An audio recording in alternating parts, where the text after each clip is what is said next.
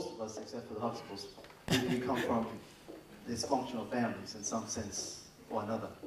And I know for me, you have to change that whole thing. You know what I mean? If your father was alcoholic, like my father was, I don't drink, I don't smoke. So you have to change, you have to break that cycle. And I know a lot of times also what we do as a father for our sons, he says, Dad, you know, I met this good girl at school and she's fine, and go get him, son, go get her. But if my daughter came home and said, what boy? What are you talking about? And so that's the thing that we have to change. We have to raise our sons just like we raise our daughters. That's all I got to say. Wonderful. Thank you.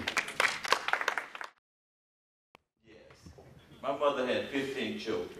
And I was raised in public housing. But we had one thing in our family that most of the family, 99% of the family, did not have. My mother had 15 children from one man, and that was my father.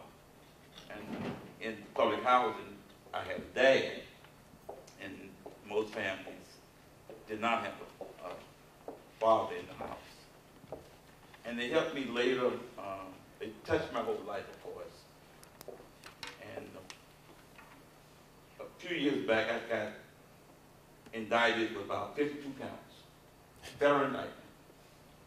And they offered me a very sweet deal to plead guilty. And I told them no. And I went to a 3-month trial and was found not guilty. And my lawyer asked me, well, why did you go through that? I said, my father, when he died, he didn't leave us a whole lot of money. All he left was his good name. And I was not going to spoil his good name by pleading guilty for something I didn't do. So my father left me with that, and Roger, I commend you for what you are doing and giving other fathers and other men opportunities and work like this. Thank you. Thank you. My dad was not physically there, but he made sure that I was the best dressed kid, and all the other support was there. My support came from my grandparents, my grandfather, and they extended like 9 uncles. So even though he wasn't there physically, he for different reasons, distance and all that. Even when he could have been there, he wasn't there.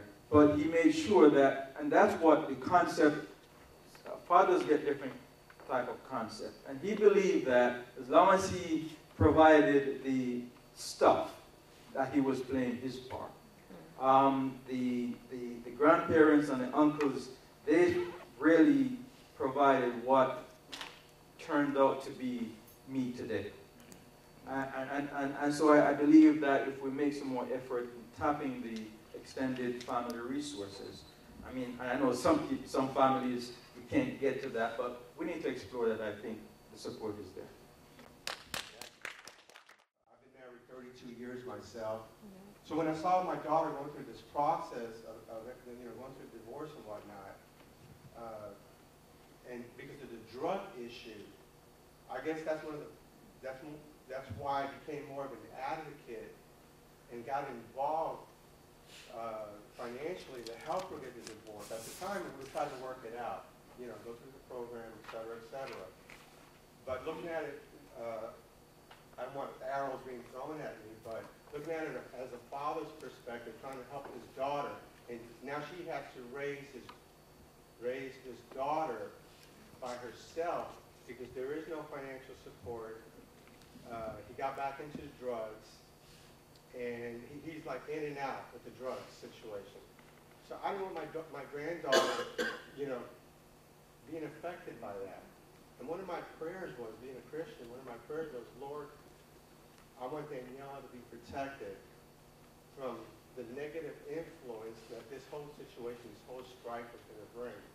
So, needless to say, I'm like a divorced person only because, I'm looking at it as the father's perspective and what my daughter's going through and how we have to financially help her out, give her that moral support, bring up our granddaughter in a better environment. I've sounds like you got her out of a very difficult, you know, time, and that's part of being a father, you know, and she's going to thank you for it, and I'm sure your granddaughter is going to grow up better, to his point, because she's not watching an improper role model teach her how to do these terrible and destructive things. That's the main thing I want to touch on is, you know, I'm for the husbands not being beat over the head with the child support and all that, and things being so excessive when they take their driver's licenses away. I don't agree with that. I know they use it as a, to beat him over the head that he has to pay child support. You know, I'm against those type of things. But if he's not going to take an active role, then, you know. Sometimes it seems excessive and it seems abusive and it just goes too far. Right. But sometimes it's fair and sometimes it's not, you know, as aggressive enough. But the best news is she's going to thank you for it in the long run. You know, I make sure my mom comes to the game and has the best seats. And she comes in town, you know, she left my dad up north. I know he's like going crazy because it snows up to here. And she's down here in the 80-degree weather. But, you know, she's going to the Salt and Pepper concert tomorrow night. Like stuff like that you're going to get. So be excited that you helped because it's coming back to you. In my dad dying moment, I think about a week before he died, he held my hand and it was going like this. And I said, Dad, what's it that he started? He looked me in the eye and he says, Ezra, don't you ever forget that I love you. And I tell you something, guys, it has changed my whole life. Because my dad, before he died, he told me he loved me. And I leave this with you guys. Whatever you do, all of you who are fathers, hold on to your kid, hold on to those who are around you, and learn to